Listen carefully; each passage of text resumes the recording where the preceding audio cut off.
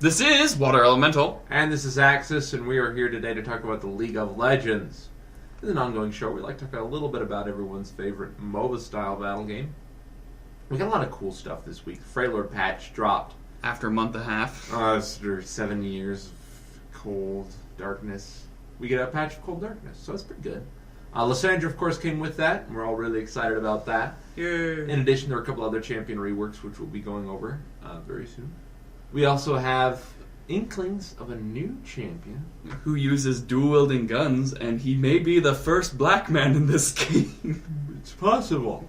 But either way, it should be coming out soon. We'll take a look at that. There's also a few other small tidbits we'll be taking a look at over the course of the video. But the first and most important thing is Lissandra and her patch.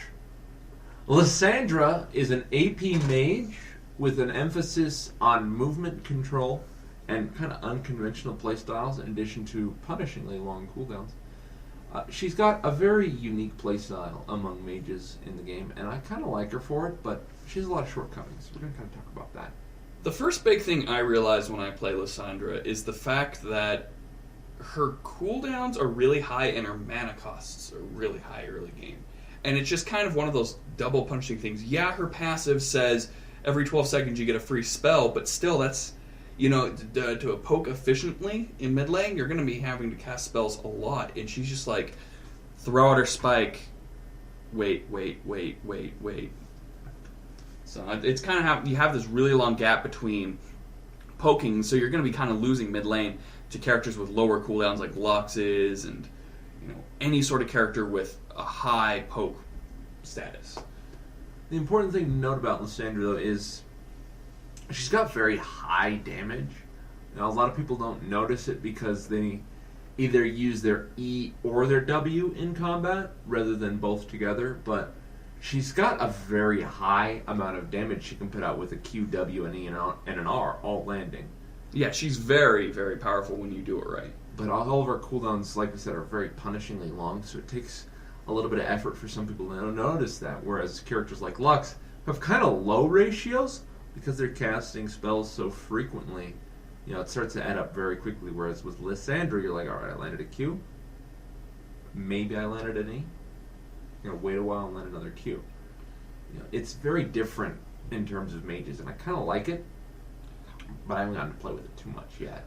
I like the fact that they encourage you to kind of get into the fray, besides like most mages where they're like, okay, you want to stand back. She's like, okay, you head in with your claw, you go in with your W, and then you kind of like, as they're backing away, you hit them with an R and just do the shatter shot hitting their back row. So you're constantly like in their face as a mage, just kind of. And if it happens to backfire and you're trapped, you can just R yourself. Ice block. Screw you guys, I'm waiting.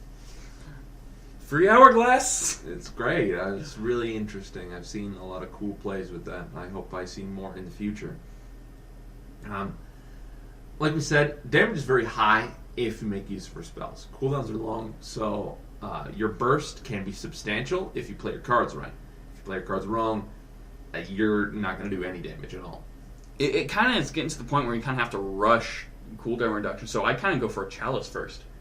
Yeah, that's kind of like what I haven't been playing like too much on her. I've been mainly playing ARAM, but when I do play her, like I kind of go for the Athene's Holy Grail just because it gives me the AP and it gives me cooldown reduction as well as like a mana regen, and it kind of fixes some of the problems I have with her. Because honestly, her mana costs are way too high for her.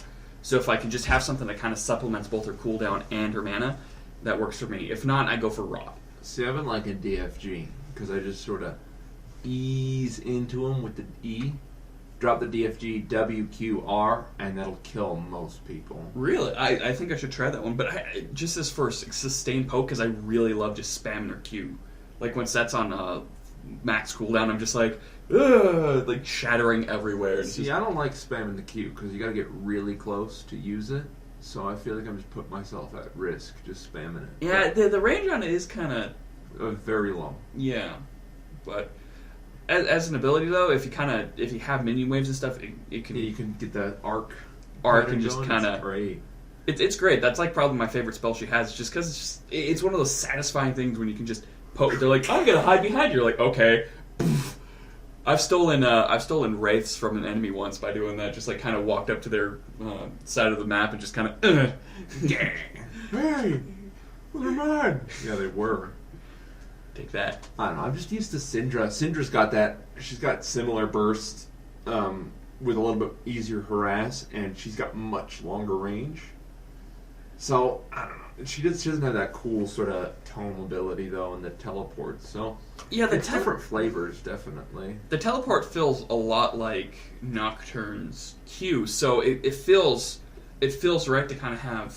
It doesn't feel like weird to reactivate it.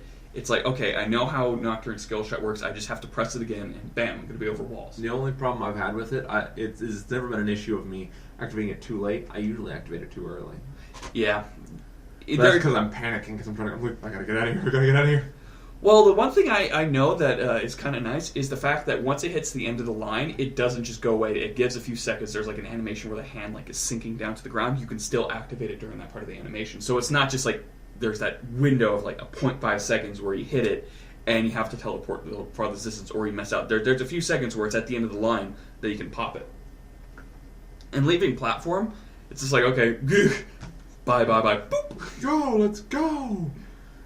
She's great though. I'm seeing a mage with all this control and a lot of trades for that control is good. It feels balanced, even if it's it's a lot of CC and damage, but she has to give up a lot for it. She has high cooldowns, high mana costs, and she has to get very close to use them. So I'm not really offended by having all that power. Not like where Zyra was, where she has just insane range, insane damage. Having an ult that pretty much is the size of a lane. Low cooldowns and good damage. I mean, there was no trade there. Whereas Lissandra has similar functionality, high CC, high damage, good mobility, but she has trade-offs for it. So it feels much more balanced and crisp than other mages in the past have, so this is good news for everyone. She feels familiar and unique at the same time. She has a lot of recurring mechanics that have been twisted around. Very nice. Her ice block ability is really good, having a offensive and defensive ability to it. And just having a hard CC like that, where it can be an engage, it's just like slam it down on their main caster and then just dealing AoE damage while the rest of the team comes in for a rush. It's so much fun. And there's nothing quite like jumping over the wall as a mage. I mean, you don't get to do it near enough, and doing it on her is awesome. Oh, you're at Baron? Whee! Ice block. I mean, the last guy that we kind of had sort of an ability to jump over the wall with a lot of success was Ziggs. And Ziggs doesn't really have the same, like, hey, I'm here, what are you going to do, that Lissandra has. He's just like, hey. Ziggs is just like, I'm going to throw down my stuff, please don't kill me. And Lissandra's like, alright, you're all rooted, now you're slowed, now I'm invulnerable, and you're freezing to death. And you're like, we're going to go now. I will not let you do that. Whereas if Ziggs jumps over the wall, like in the way that Lissandra might do now, they would just go, oh, you dropped your minefield. Hey, you're dead now. He might be able to get his minefield off and then throw his ult. And that's really it. That's not a whole lot. And most of those are ranged anyway, so we can do that from the other side of the wall. Yeah, so what's even the point? So I think it's a really cool kit. And, I don't know, what do you give her? I give her a 7. Her cooldowns are really high, but her power is really high. Actually, I'm going to give her 8. I'm going to fix that. I'm going to give her an 8. I feel that her uniqueness as far as kind of how some of her skills work and her ultimate stuff like that, bearing a little bit more of a buff to that score. I really wish that if they would kind of give her a little bit more power to compensate for the higher cooldowns, or just kind of tweak it a bit and kind of lower the cooldowns just a bit to kind of make her a little bit more competitive against those really fast casters like Brands and Luxes and LeBlancs. So I'm going to feel confident in giving her an 8 as well. I like her kit. I'm not a huge fan of her lore.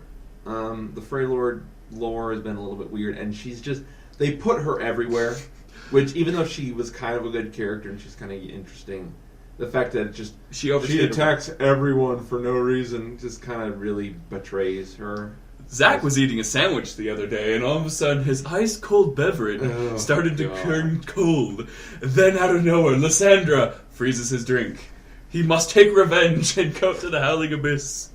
So I like that she has a lot of cool stuff, and there's a lot of trades in her kit. The main thing I dislike about her kit is that she has very high mana costs. and a passive that sort of tries to mitigate that. The passive doesn't feel like it's doing anything. There's a lot of ways to get mana in this game. That makes sort of the mana cost issue not very interesting, except until mid-game where it matters. Really, I mean, it's just sort of a way to just slow someone down, but because she has such long cooldowns, it doesn't even really matter that much. It should. I think it should scale by, like, cooldown reduction, but not enough where it's like 5 seconds free spell.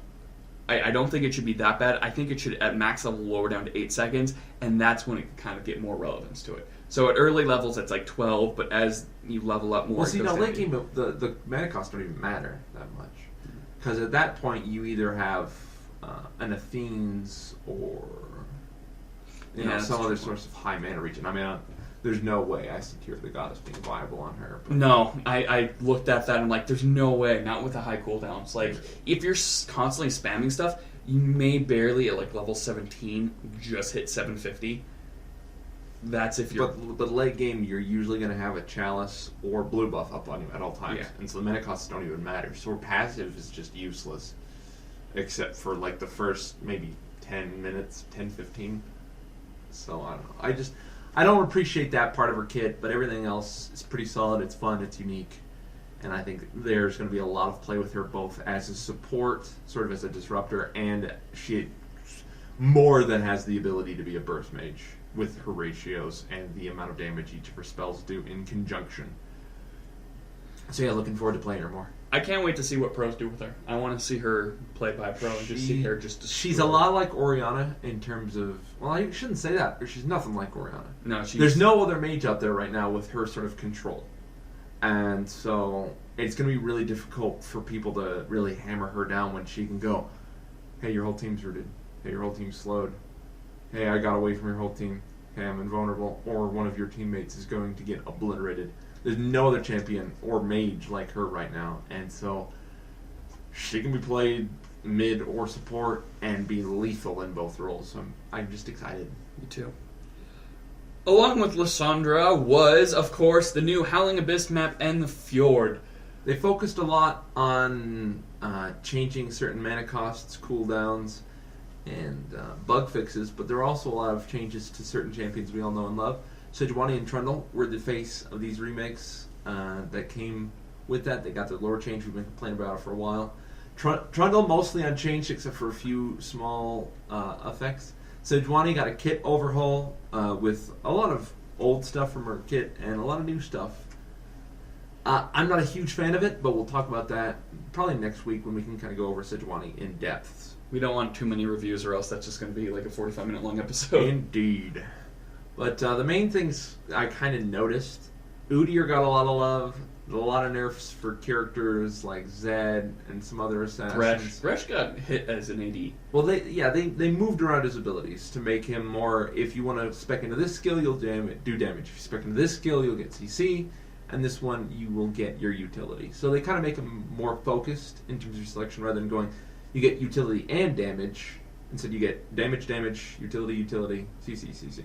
Yeah. So it's more focused, so you get less, a Thresh with lots of CC doing lots of damage, or a Thresh with lots of utility doing lots of control.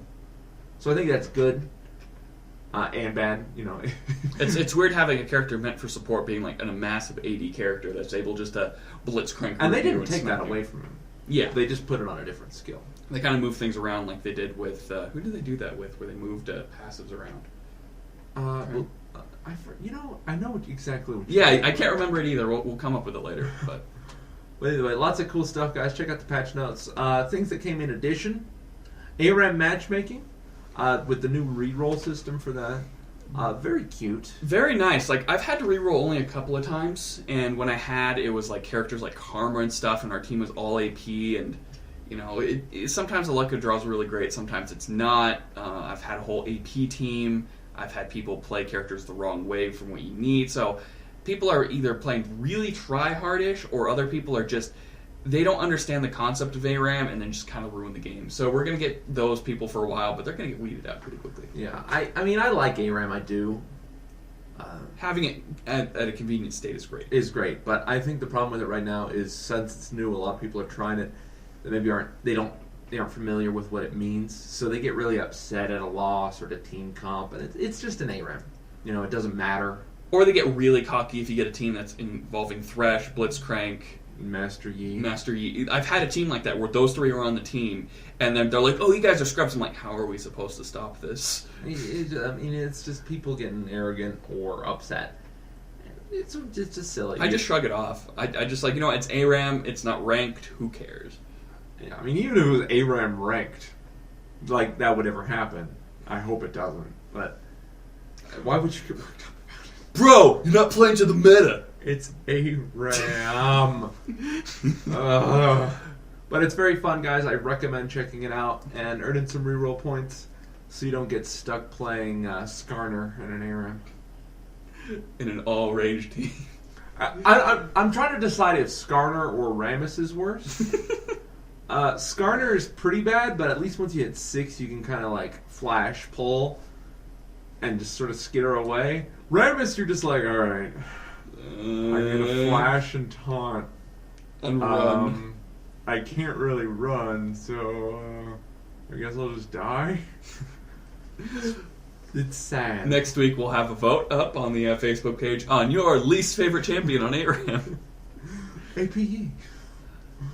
What I also introduced was 3 icons. We kind of talked about this last couple weeks ago.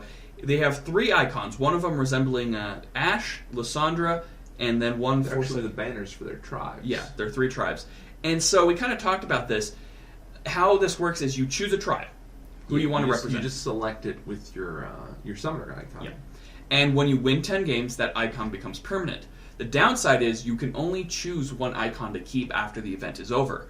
So what you do is you pick one and you stay with it. If you choose another faction, you have to win another 10 games before that one becomes permanent while losing the other one. We kind of talked about this, and we were kind of confused why this was going to be special. But the examples they gave were really poor, but seeing it actually implemented is actually a creative idea. Yeah, I've been using Winter's Claw because I'm a Sejuani nerd. Don't make me Sejuani. But I'm complaining about that too much. Next week, yes. Thrilling conclusion. But the main thing to remember is that you really, it's a great way to sort of discern players. Most people are going with Lissandra and Ashe right now. But it's a great way to carve yourself out as a unique player because most of the time people can get all summoner icons. You can get, except for like the season winners, whatever's are. But for the most part, if you get 1 or 2 icons during like Halloween, Halloween event or a Christmas event, you can usually get them all. But in this case, you can only get 1, so it's kind of a good way to separate the populace a bit. Yeah, and then you're like, oh, my friend chose so-and-so, we got similar tastes. Or, oh, that guy chose, Lissandra. What a jerk. What a douche. But that's really it for the patch, guys. There's a couple other changes. One of the big ones was the health potion change, and they made a Fortitude elixir more expensive. So that really is forcibly shifting the meta around a little bit. But, I don't know. Very cool stuff. I like that they're forcing the meta to change a little bit like that, because that sustaining pop meta just sucked, especially with champions like Akali. They get free damage, and they're beating Akali with a stick now. It's awesome. But yeah, great stuff, guys. Let us know what you think. If you think the health potion change was great, because I think that's one of the bigger things, not counting the massive sweeping changes.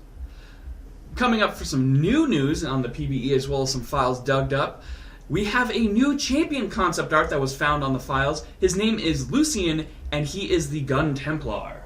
This is a dark-skinned gentleman with a white coat and black trousers, and 2 very menacing-looking, sort of high-tech looking pistols. One of them, glowing bright red with, flames on it. The other one's, a bright white one, maybe good and evil kind of, symbolic meanings, or I'm overthinking it. Maybe one is shock and the other is awe. Oh. It's funny. But either way, this is just concept art. It's likely he'll be a ranged carry. We're not really sure what this means. But where he's from, or... Yeah, we don't know. But if we had to speculate, ranged carry, probably with an emphasis maybe on transforming.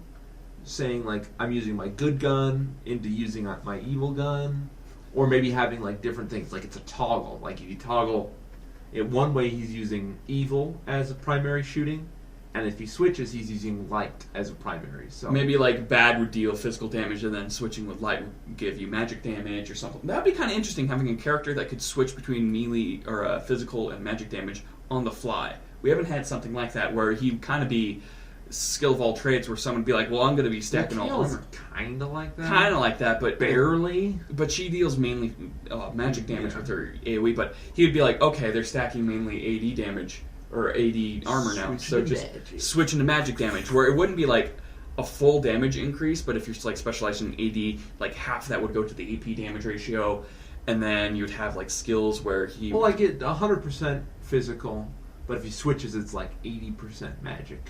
That would make sense. That would be really cool to see. Like, I would like to have a character like that. We're probably never going to see something like that, but I really like his outfit that they have him like concepted as, kind of having that cloak that splits into two, and the dark leather with like the light coat. The lobster tails there. The lobster tail, the stingray. Well, it's lobster tails. It's the thing. I'm just saying it. Yeah, you are just saying. But anyways, I'm excited to see more information on this guy. He's very interesting, and it looks like he has a neck brace. His neck got busted up, you know. Lissandra. He's got whiplash. Lissandra came in and clubbed it in the neck. Not good. On some other news, we have a lot of new skins that came out with the patch.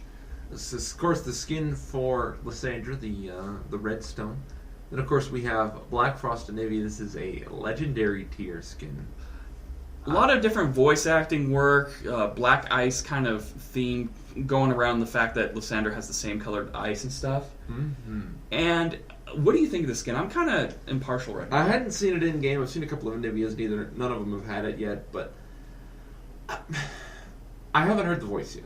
The voice, she sounds insane to me. That's good. That's a good start. You know, Nivea's always kind of, she just seems kind of boring.